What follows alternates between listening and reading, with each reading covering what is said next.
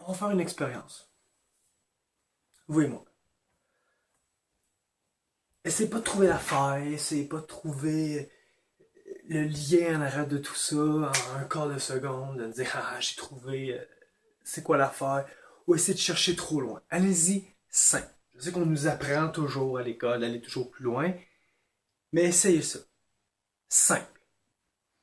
Imaginez-vous qu'à chaque soir, vous avez l'opportunité, en fait c'est quasiment l'obligation, que quand vous rêvez pendant 75 ans, puis dans le monde réel, c'est 8 heures. Imaginez-vous que ce 75 ans-là, quand vous rêvez, vous avez le contrôle total de vos rêves.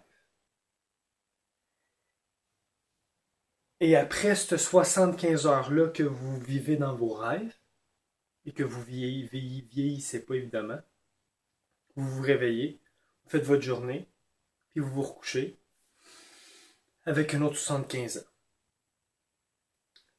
Cherchez pas loin. J'y ai pensé un peu, puis vous me dites si ça fait du sens. Qu'est-ce qu'on ferait dans les débuts?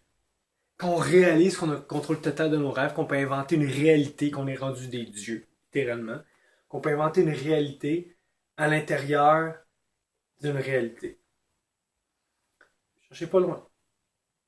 Au début, on va créer tous nos rêves.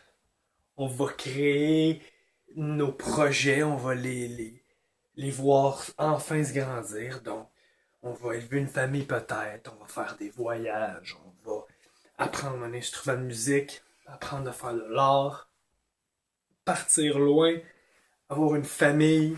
On va commencer avec ce qu'on a toujours rêvé de faire. Je donne un exemple.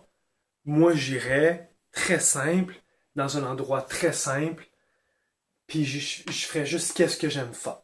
Je ferais des animations chaque jour, j'irais voyager de temps en temps. Puis c'est sûr que entre tout ça, je ferais ce que je voudrais quand je voudrais.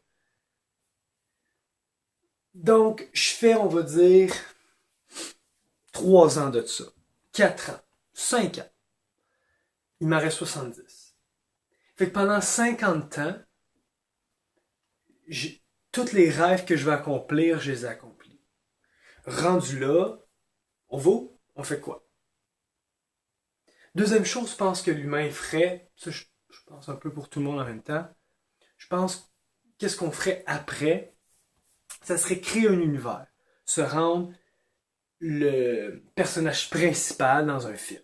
Donc, on aurait des super pouvoirs, on pourrait euh, espionner certaines personnes, un mari ou quelqu'un qu'on a vu un crush, comme on dit, qu'on veut dater, on espionnerait, on se transforme en oiseau, on volerait, on se ferait des combats contre des robots géants ou contre des monstres. On aurait une histoire à eau de rose parfaite, comme on veut qu'elle se passe.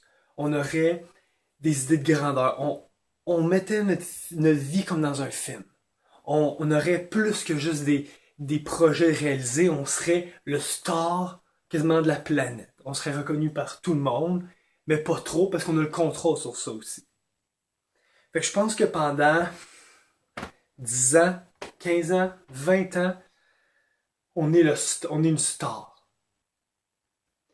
Fait qu'après avoir combattu tous les monstres, tous les robots, d'avoir protégé, d'avoir aidé, d'avoir secouru des gens, de s'avoir fait reconnaître par plein de gens dans la rue, d'avoir la popularité qu'on voulait, d'avoir les talents qu'on voulait, puis les voir se développer. Qu'est-ce qu'on ferait? En 25 ans, on a fait qu'est-ce que personne n'a jamais fait dans une vie. Il nous reste encore beaucoup d'années devant nous.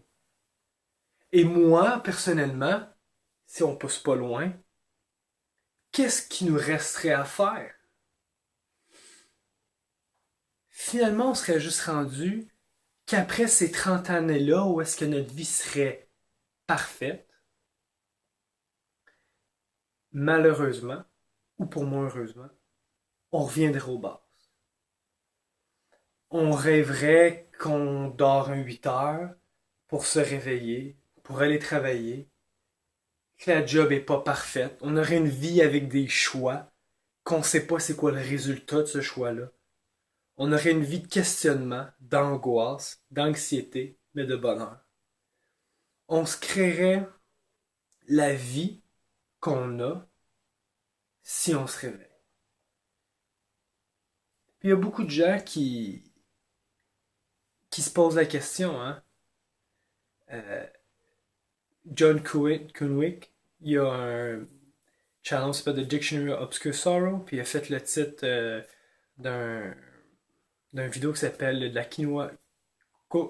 quinoaphobie, qui est la peur de vivre une vie ordinaire. Puis dans le fond, ce rêve-là, ça serait notre façon de nous libérer. Après 30 ans, t'as une vie parfaite, on est rendu ennuyé. On est des dieux qui sont ennuyés.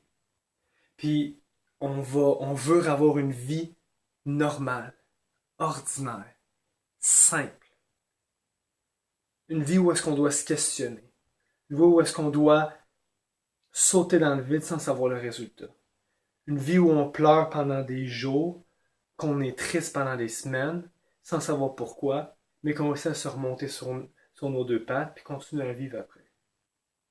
Fait que, au bout du compte, même après 30 ans d'une vie parfaite, le reste de 75 années, on va le vivre dans une vie normale. On est des dieux, qu'on veuille ou qu'on ne le veuille pas. Notre corps est une machine formidable. Notre cerveau, c'est le plus bel ordinateur qui ne peut pas exister dans l'univers. On est des dieux. Mais nos choix qu'on doit faire, qu'on doit avoir, les émotions qui font ça de même, les états d'âme qui font ça de même, les questionnements, les jugements des autres, fait que on est des dieux. Puis dans un sens, il y a beaucoup de gens qui trouvent leur vie monotone. Hein? Je travaille, je dors, je prends ma douche, je mange, je me couche, je me réveille, je travaille. Les enfants à la garderie, je vois des amis une fois par semaine, une fois par 2 semaines. On trouve notre vie monotone. Mais dans un sens, même après 30 ans d'une vie parfaite, le reste, on va la vivre une vie monotone. Parce que pour apprécier les moments présents quand on rit avec des amis, avec la famille ou avec nous-mêmes, ça prend des moments plus difficiles, plus simples, plus ordinaires. C'est pas parce que tu voyages pas 2 fois par année que ta vie est ordinaire. Les choix que tu fais définissent c'est quoi ta vie, où est-ce qu'elle s'en va, puis qu'est-ce que tu vas faire avec. Parce que comme j'ai dit au bout du compte, on est des dieux.